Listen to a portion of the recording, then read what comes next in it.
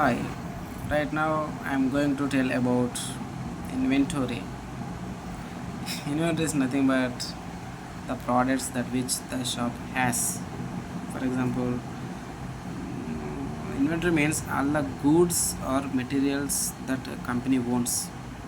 దాన్ని నేను జనరలైజ్గా మన రెగ్యులర్గా అర్థమయ్యే టర్మ్స్లో చెప్పాను. అంటే ఒక షాప్లో ఉండే ప్రోడక్ట్స్ ఏవైతే ఉంటాయో అవన్నీ ఆ షాప్ కీపర్ యొక్క ఇన్వెంటరీ. ఓకేనా? అంటే ఇప్పుడు ఫర్ ఎగ్జాంపుల్ ఒక మొబైల్ షాప్ అనేది ఉంది. ఆ మొబైల్ షాప్లో అట్లీస్ట్ ఒక 20 శాంసంగ్ ఫోన్స్ ఉన్నాయి. సరే, ఒక 20 శాంసంగ్ ఫోన్స్ ఉన్నాయి, అండ్ 10 ఐఫోన్స్ ఉన్నాయి, అండ్ 10 చార్జర్స్. సో ఇవన్నీ కూడా ఇన్వెంటరీ అయిపోతుంది ఆ ఓనర్కి. అంటే ఆ షాప్ యొక్క ఇన్వెంటరీ ఇవన్నీ. ఓకేనా? ఇప్పుడు these are its inventory. And now let us discuss about the technical definition.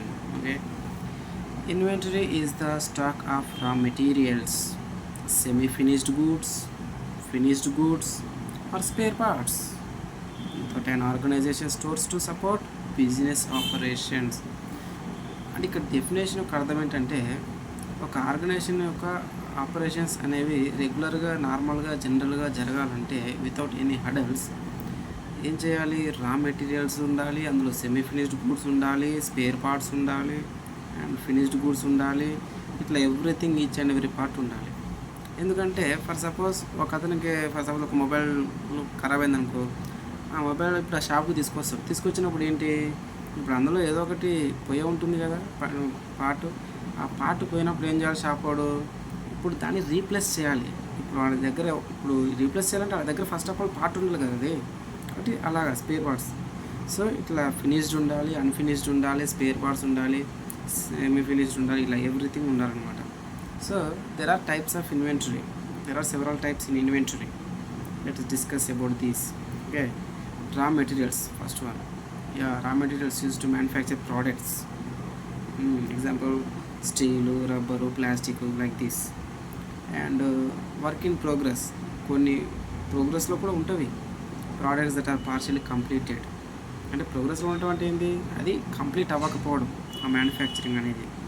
So A car without wheels at, ఇప్పుడు కారు టైర్ లెవెల్కి ఇంకా ఫిట్ చేయలేదనుకో, అదేంటి, అది వర్కింగ్ ప్రోగ్రెస్లో ఉన్నట్టే కదా, అంటే అది ఫినిష్ అవ్వలేదు. సో నెక్స్ట్ థర్డ్ టైప్ ఏంటి, finished goods ready for sale. అంటే ఇప్పుడు అమ్మటానికి రెడీగా ఉన్నాయి. ఫర్ సపోజ్ ఇప్పుడు నా ఫోన్ అమ్మటానికి రెడీగా ఉంది. సో ఇది ఒక ఫినిష్డ్ గూడ్ అన్నట్టు.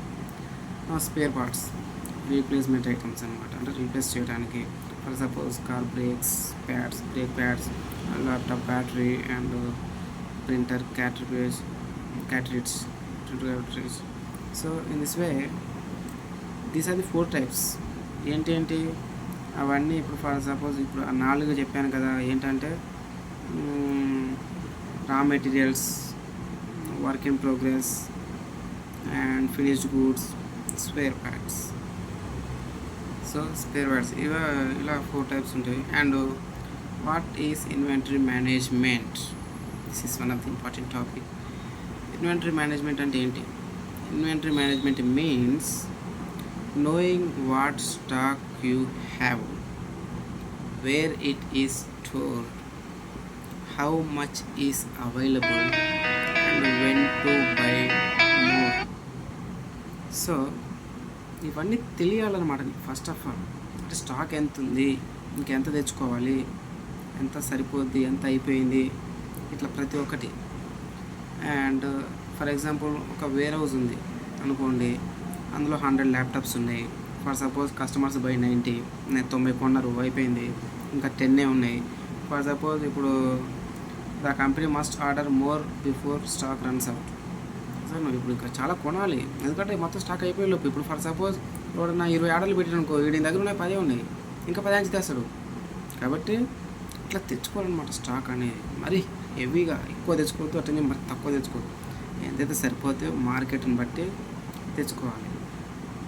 That planning is inventory management అని అంటారు.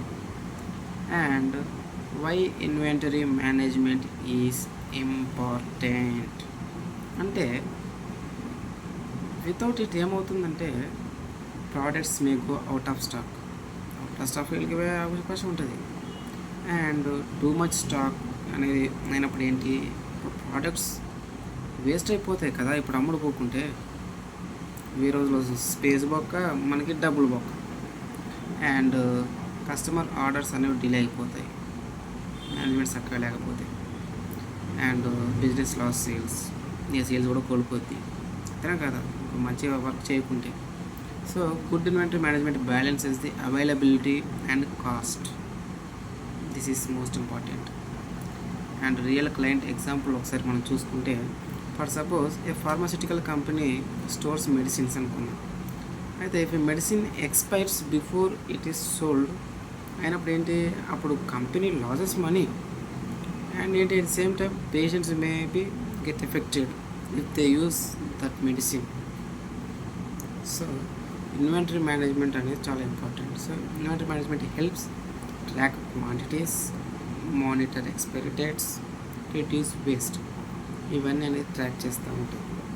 సో ఇవన్నీ ఇలా ఇన్వెంటరీ మేనేజ్మెంట్ అనేది ఇలా హెల్ప్ చేస్తూ ఉంటుంది. So how procurement and inventory work together అని అంటే, ఇప్పుడు సప్లయర్ ఉంది, సప్లయర్ దగ్గర నుంచి ప్రొక్యూర్మెంట్ అనేది తెచ్చుకుంటారు. ప్రొక్యూర్మెంట్ తెచ్చుకున్నాక వేర్ హౌస్లోకి వస్తుంది, వేర్ హౌస్లోకి వచ్చినాక ఇన్వెంటరీ అవుతుంది ఆటోమేటిక్గా. సో అదేంటి, కస్టమర్ ఆర్డర్ ఇచ్చినందుకు ఇన్వెంటరీ రిడ్యూస్ అయిపోద్ది, ప్రొక్యూర్మెంట్ ఆర్డర్స్ మోర్ స్టాక్ అయిపోద్ది. So this is the process. And ఇప్పుడు SAP MM అని కూడా ఉంటుంది ఒకటి. SAP MM అంటే ఏంటి, materials management. Okay. And materials management అంటే ఏంటి, పర్చేస్ రిక్వెజిషన్ అంటే పర్చేస్ రిక్వెస్ట్ అని చెప్పాను, purchase order, vendor management, goods receipt trigger. ఇవి 4 వచ్చి SAP మేనేజ్మెంట్, మెటీరియల్స్ మేనేజ్మెంట్ అవుతుంది. అండ్ SAP EWM వచ్చి receive goods, put away, store, pick, pack, ship. Yeah, ఇప్పుడు SAP EWM అంటే ఏంటి, that is which is related to only the warehouse. But SAP MM అంటే ఏంటి, materials management అంటే materials తెచ్చుకోవటం concept store చేసేంత వరకు, ఇప్పుడు వేర్ హౌస్కి వచ్చేంత వరకు అది SAP MM అవుతుంది, మెటీరియల్స్ మేనేజ్మెంట్. వేర్ హౌస్లోకి వచ్చాక SAP EWM కిందకి వెళ్ళిపోతుంది. So these are the 2 different departments. ఈ రెండింటిని ఇంటిగ్రేట్ చేస్తూ మనం చేసుకోవాలన్నమాట. సో ఇది కథ, దట్స్ ఇట్.